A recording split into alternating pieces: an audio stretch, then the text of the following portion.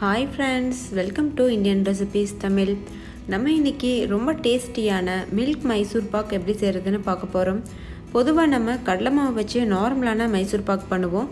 இது ரொம்பவே டிஃப்ரெண்ட்டான மைசூர் பாக். இது நம்ம பேக்கரியிலலாம் சாப்பிட்ருப்போம். இது வீட்டில் செய்கிறது நிறைய பேர் கஷ்டம் அப்படின்னு சொல்லி நினச்சிட்டு இருந்திருப்போம். ஆனால் இன்றைக்கி நம்ம பார்க்க போகிற இந்த வீடியோவில் ரொம்ப ஈஸியாக எப்படி மில்க் மைசூர் பாக் அதுவும் பெர்ஃபெக்டாக கடையில் கிடைக்கிற மாதிரி அப்படியே வாயில் வச்சதும் கரையக்கூடிய அளவுக்கு சாஃப்டாக செய்கிறதுன்னு தான் பார்க்க போகிறோம். இது செய்கிறது ரொம்ப ஈஸி ஃப்ரெண்ட்ஸ். ஆனால் வீடியோ மட்டும் நீங்கள் ஸ்கிப் பண்ணாமல் பாருங்கள், உங்களுக்கு ரொம்ப தெளிவாக புரியும். இப்போ வாங்க நம்ம ரெசிபிக்குள்ளே போகலாம்.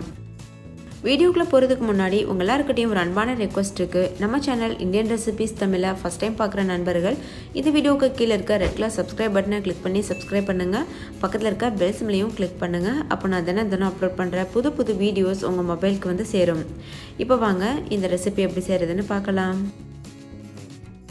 ஃபஸ்ட்டு இந்த ரெசிபி பண்ணுறதுக்கு ஒரு மிக்சிங் பவுல் எடுத்துக்கோங்க. அதில் 1 கப் அளவு பால் பவுடர் சேர்த்துக்கோங்க. நீங்கள் எந்த கப்பு வேணாலும் எடுத்துக்கிறலாம், வீட்டில் இருக்கக்கூடிய டம்ளர் கூட எடுத்துக்கிறலாம். ஆனால் நான் சொல்லக்கூடிய அளவுகள் மட்டும் மாறாமல் சேர்த்துக்கோங்க. இதில் 2 டீஸ்பூன் அளவு மைதா மாவு சேர்த்துக்கோங்க. கூடவே 1 கப் அளவு நல்லா உருக்கி வச்ச நெய் சேர்த்துக்கோங்க. இதில் நம்ம மொத்தமாக 2.5 கப் அளவு நெய் சேர்க்க போகிறோம். ஸோ ஃபஸ்ட்டு ஒரு கப் சேர்த்துட்டு அதுக்கப்புறம் மீதம் இருக்க 1.5 கப்பை எப்போ சேர்க்கணுன்னு சொல்கிறேன்.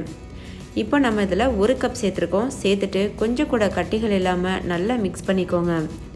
நம்ம இதில் 2 டீஸ்பூன் மைதா சேர்த்துருக்கோம்ல, நீங்கள் மைதாவுக்கு பதிலாக கடலை மாவு கூட சேர்த்து செய்யலாம்.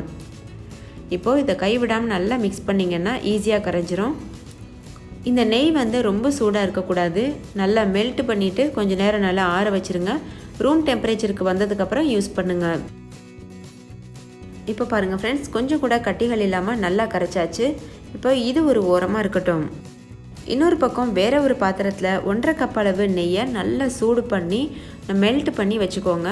இதுவும் ரூம் டெம்பரேச்சரில் இருக்கணும். இப்போ இது ஒரு ஓரமாக வச்சுட்டு நம்ம இப்போ மைசூர் பாக் செய்ய ஆரம்பிச்சிடலாம். ஒரு பேன் எடுத்துக்கோங்க. அதில் 3 கப் அளவு சர்க்கரை சேர்த்துக்கோங்க. 1 கப் அளவு பால் பவுடருக்கு 3 கப் அளவு சர்க்கரை கரெக்டான ரேஷியோவாக இருக்கும்.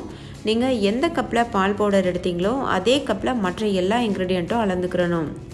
1 கப் அளவு தண்ணி சேர்த்துட்டு இதை நல்லா ஹை ஃப்ளேமில் வச்சு சர்க்கரையை கரைய விடுங்க. கைவிடாமல் கலந்துகிட்டே இருங்க. பாருங்கள், இந்த மாதிரி கைவிடாமல் கலந்துகிட்டே இருக்கும்போது சர்க்கரை ஈஸியாக சீக்கிரமாக கரைஞ்சிரும். இப்போ பாருங்கள், சர்க்கரை நல்லா கரைய ஆரம்பிச்சிருச்சு. இப்போ பாருங்கள் ஃப்ரெண்ட்ஸ், நல்லா இது கொதிச்சிருச்சு. இப்போது முழுமையாக சர்க்கரை கரைஞ்சிருச்சு. இருந்தாலும் நல்லா கலந்துகிட்டே இருங்க. ஒயிட் கலரில் நல்லா பபிள்ஸ் ஃபார்ம் ஆகி வர ஆரம்பிக்கும். அப்போ நீங்கள் கன்சிஸ்டன்சி செக் பண்ணி பார்க்கணும். இது ஒரு கம்பி பதம் வரணும். இப்போ பாருங்கள், நான் சொன்னது போல் ஒயிட் கலரில் முறையாக வர ஆரம்பிச்சிருச்சுல, இந்த டைமில் பதம் செக் பண்ணி பாருங்கள். இது போல் விரலில் எடுத்துகிட்டு இப்படி பண்ணிங்கன்னா ஒரு கம்பி மாதிரி ஃபார்ம் ஆகி உடையுதில் இந்த மாதிரி இருக்கணும். இப்படி இருந்ததுன்னா கரெக்டான கன்சிஸ்டன்சி. இந்த டைமில் நம்ம ஏற்கனவே மிக்ஸ் பண்ணி வச்சுருக்க பால் பவுடரும் நெய்யும் சேர்த்து கலக்க ஆரம்பிச்சிடுங்க. இது போல் ஒரு சைடு ஒரு கை வச்சு நல்லா கலந்துகிட்டே இருந்துட்டு இன்னொரு கை வச்சு இந்த பால் பவுடரை ஊற்றிட்டே இருங்க. இல்லை நீங்கள் யாரையாவது ஹெல்ப்புக்கு கூட கூப்பிட்டுக்கிறலாம். ஆனால் கைவிடாமல் கிளந்துட்டே இதை ஆட் பண்ணிகிட்டே இருக்கணும். இப்போது மீடியம் ஃப்ளேமில் வச்சு நல்லா இது போல் கலந்துகிட்டே இருங்க. கலந்துட்டு இருக்கும்போது இது நல்லா திக்காக ஆரம்பிக்கும். இப்போ பாருங்கள் ஃப்ரெண்ட்ஸ், ஓரளவு திக்காக ஆரம்பிச்சிருச்சு. இதை மீடியம் ஃப்ளேமில் வச்சு 20லேருந்து 25 நிமிஷம் வரைக்கும் நல்லா கலந்துகிட்டே இருங்க. அப்போது கரெக்டான கன்சிஸ்டன்சி உங்களுக்கு கிடைக்கும். இப்போ 10 நிமிஷம் ஆயிருக்கும். இது நல்லாவே திக்காக ஆரம்பிச்சிருக்கு. இது இன்னும் நல்லா திக்காகணும். இப்போது இன்னுமே நல்லா திக்காயிடுச்சு பாருங்கள். இந்த டைமில் நம்ம ஏற்கனவே உருக வச்சுருக்கோம்ல நெய், அதை கொஞ்சமாக சேர்த்து கலந்துகிட்டே இருக்கணும்.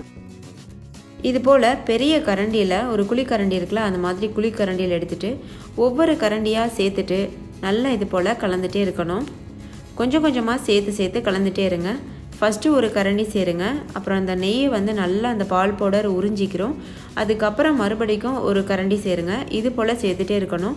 முழுமையாக 1.5 கப் அளவு நெய்யையுமே நம்ம சேர்த்துடணும். மொத்தமாக 2.5 கப் அளவு நெய் நம்ம சேர்த்துருக்கோம். இப்போ நம்ம சேர்த்த நெய்யை இந்த பால் பவுடர் நல்லாவே உறிஞ்சிருச்சு. இப்போ இந்த டைமில் நம்ம மறுபடிக்கும் ஒரு கரண்டி நெய் எடுத்து விடலாம். பாருங்கள் ஃப்ரெண்ட்ஸ், இந்த மாதிரி இது போல் தான் நான் சொல்கிறேன். இடையிடையில் நீங்கள் சேர்த்து கலந்துகிட்டே இருங்க. மொத்தமாக சேர்த்து கலந்துட்டிங்கன்னா பால் பவுடர் வந்து சீக்கிரமே வந்து கலர் சேஞ்ச் ஆயிரும். அப்போது வேகாமையே கலர் சேஞ்ச் ஆயிரும். அதனால் கொஞ்சம் கொஞ்சமாக சேர்த்துட்டு கலந்துகிட்டே இருங்க. இப்போ முழுமையாக எல்லா நெய்யுமே வந்து அது நல்லா உறிஞ்சிருச்சு. இப்போ மீதி இருக்க எல்லா நெய்யுமே நான் சேர்த்துடுறேன். இதுதான் கடைசி கரண்டி, இதையும் சேர்த்தாச்சு. இப்போ நீங்கள் பார்த்தீங்கன்னாலே தெரியும் இது நல்லா திக்காக ஆரம்பிச்சிருக்கு. இது இன்னும் கொஞ்சம் திக்கானா போதும். இதை நம்ம வெளியில் எடுத்துடலாம். மொத்தமாகவே எனக்கு வந்து ஒரு 20லேருந்து 25 நிமிஷம் தான் ஆச்சு இது வந்து நல்லா கரெக்டான கன்சிஸ்டன்சி வர்றதுக்கு. ஸோ மீடியம் ஃப்ளேமில் வச்சு நல்லா கலந்துகிட்டே இருங்க. ஹை ஃப்ளேமில் வச்சு மட்டும் எக்காரத்துக்கு ஒன்றும் கலந்துடக்கூடாது. அப்படி கலந்தோன்னா சீக்கிரமாகவே இந்த மில்க் பவுடர் வந்து கரிஞ்சு போயிடும். டேஸ்ட் வந்து அந்தளவுக்கு வராது. ரொம்ப வந்து ஜவ்வு மாதிரி இருக்க மாதிரி இருக்கும். இப்போ பாருங்கள், மில்க் பவுடர் வந்து நல்லாவே கலர் சேஞ்ச் ஆயிடுச்சு. இது வந்து கரெக்டான கன்சிஸ்டன்சி. இந்த டைமில் ஸ்டவ் ஆஃப் பண்ணிடுங்க. ஸ்டவ் ஆஃப் பண்ணிவிட்டு நெய் தடவி வச்சுருக்க ட்ரே, பிளேட் இல்லைன்னா கிண்ணத்தில் கூட நீங்கள் ஊற்றிடலாம். நான் இன்றைக்கி ஒரு ட்ரேயில் வந்து நெய் தடவி வச்சுருக்கேன், அதில் சேர்த்துருக்கேன். இந்த டைமில் நீங்கள் ரொம்ப வந்து கவனமாக இருக்கணும். வேகமாக சட்டுன்னு இதில் சேர்த்துடணும். இல்லைன்னா கடாயிலேயே நிறைய மைசூர் பாக் ஒட்டிக்கிறோம். அதுக்காக இது இப்போது 6 மணி நேரம் அப்படியே ஒரு ஓரமாக விட்டுருங்க. இது நல்லா வந்து கம்ப்ளீட்டாக செட் ஆகட்டும். அதுக்கப்புறம் நம்ம பார்க்கலாம். இப்போ பாருங்கள், 6 மணி நேரம் ஆயிடுச்சு. இது நல்லாவே கம்ப்ளீட்டாக செட் ஆயிடுச்சு. இதை இப்போ நம்ம பீசஸ் போட்டு சர்வ் பண்ணலாம். பாருங்கள், இந்த மாதிரி ஃபஸ்ட்டு ஓரங்களை கட் பண்ணிவிட்டு அதுக்கப்புறம் நீங்கள் நடுவில் வந்து பீசஸ் பண்ண ஆரம்பிங்க. நீங்கள் எந்த மாதிரி டிசைனில் வேணாலும் பீசஸ் செய்யலாம். நான் வந்து சதுரமாக செஞ்சுருக்கேன். பீஸ் போட்டதுக்கப்புறமா ஃபஸ்ட்டு பீஸ் எடுக்கும்போது உங்களுக்கு கஷ்டமாக இருக்கும். அடுத்தடுத்த பீஸ்லாம் எடுக்கிறது ரொம்ப ரொம்ப ஈஸி. நீங்களே பாருங்கள் ஃப்ரெண்ட்ஸ், எவ்வளோ பார்க்குறதுக்கே நல்லா வந்து வாயில் வச்சதும் கரையக்கூடிய அளவுக்கு இருக்குது. பெர்ஃபெக்டான கன்சிஸ்டன்சிலையும் செஞ்சுருக்கோம். பாருங்கள் எவ்வளோ வந்து சாஃப்டாக இருக்குது. வாயில் வச்சதும் மெல்லவே தேவையில்லை, அப்படியே கரைஞ்சி உள்ளே போயிடும். அவ்வளோ சாஃப்டாக இருக்குது. முக்கியமாக கடைகளில் கிடைக்கிற மாதிரி பெர்ஃபெக்டாகவும் இருக்குது. ஸோ கண்டிப்பாக ட்ரை பண்ணி பாருங்கள் ஃப்ரெண்ட்ஸ். இந்த வீடியோவில் நான் சொல்லியிருக்க அளவுகளோட அப்படியே மாறாமல் செய்து பாருங்கள். உங்களுக்கும் இதே போல் பெர்ஃபெக்டான மில்க் மைசூர் பாக் கிடைக்கும். இது போல் ஒரு பிளேட்டில் சர்வ் பண்ணிடுங்க. நீங்கள் பார்த்தீங்கனாலே தெரியும், டபுள் கலரில் இருக்குது. இதுதான் வந்து பெர்ஃபெக்டான ஒரு மைசூர் பாக்கு. இப்படித்தான் வந்து 2 கலரில் இருக்கும். மிடில் வந்து கொஞ்சம் டார்க்காகவும் மீத 2 பக்கம் கொஞ்சம் லைட்டாகவும் இருக்கணும். நான் வந்து கொஞ்சம் போல் பாதாம் வச்சு அலங்கரிச்சிருக்கேன். ஸோ உங்களுக்கு இது தேவையில்லைன்னா நீங்கள் ஸ்கிப் பண்ணிடலாம். ஸோ ஃப்ரெண்ட்ஸ், இந்த வீடியோ உங்கள் எல்லாருக்கும் ரொம்ப பிடிச்சிருக்கும்னு நம்புகிறேன். பிடிச்சிருந்தால் லைக் பண்ணுங்கள். உங்கள் ஃப்ரெண்ட்ஸ் கூட நிறைய ஷேர் பண்ணுங்கள். ஸோ அவங்களும் பார்த்து பயன்பெறட்டும். இன்னொரு சூப்பரான ரெசிபியோட நான் உங்களை சந்திக்கிறேன். அதுக்கு முன்னாடி நம்ம சேனல் இந்தியன் ரெசிபிஸ் தமிழை சப்ஸ்கிரைப் செய்யாத நண்பர்கள் சப்ஸ்கிரைப் செய்துக்கோங்க. தேங்க்யூ. பாய்.